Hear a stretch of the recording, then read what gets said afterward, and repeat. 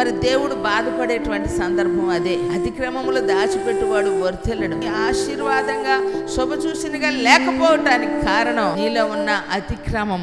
ఏదైతే దేవుడు బాధపడేటువంటిది ఉందో దాన్ని విడిచిపెట్టట్లా. నీలో ఉన్న గర్వం, నేను నేను అనేటువంటిది, ఉన్న అసూయ విడిచిపెట్టట్లేదు. పాపం అనేటువంటి పదం ఒకటే, దానిలో వచ్చే అనుభవాలు చాలా ఉన్నాయి, అది విడిచిపెట్టట్లేదు. ద్వేషం, ఈర్ష్య, వ్యభిచారం, అబద్ధాలు, దొంగతనం, తిరుగుబాటు, ఇవి మానుకోవాలి క్రైస్తవ్యంలో. కారణం ఏంటంటే కొన్ని మానుకుంటున్నారు, కొన్ని మానుకోలేకపోతున్నారు. అందుకే ఆయన అంటారు 100 గొర్రెల్లో 99 గొర్రెలు ఉన్న తప్పిపోయిన ఒక్క గొర్రెను బట్టి బాధపడతాడట. అది దొరికినప్పుడు మహానందం అట. భక్తి విషయంలో అడ్జస్ట్ అవ్వమాకండి. దేవుడు ఏదైనా మన జీవితంలో చేయటానికి, ఆయన వినటానికి చెవులు మందంగా లేవు.